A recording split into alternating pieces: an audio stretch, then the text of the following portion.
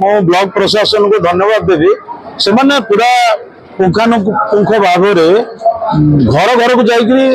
अनुसंधान करताधिकारी मान को दि जाए मो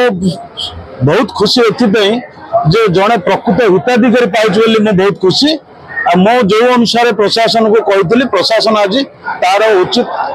कम से कर जो मैंने भी नेले से बहुत खुशी अच्छा बहु वर्ष है पाऊन आम सरकार जो अंत्योदय गृह योजना जो मैंने प्रधानमंत्री आवास योजना बाद पड़ुले से आज पाई रेगुलर प्रोसेस अच्छी आज किंचित मात्र दिगला आधार लोकंर उत्साह बढ़ी से निज निजर जो मैंने पाइबा योग्य लोक से निश्चित भाव में आशा करी से ब्लॉक डीडीओ हूँ कि मत हूँ सीधा सकल भाव में से निश्चित भाव से योजना पाइबे ना आज आमर अंत्योदय आवास योजना राशन कार्ड आमर वार्धक्य भत्ता एसएचजी मान को लक्ष लक्ष टंका ऋण ये सब जिन बटन करागला आगामी दिन में यही भाव में प्रत्येक पंचायत जाइए करूँ आम ब्लॉक स्तर करूँ ना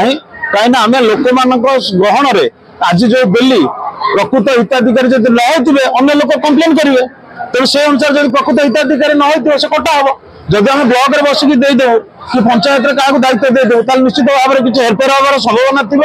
थी समस्त आगे ब्लॉक प्रशासन उपस्थिति दिगला।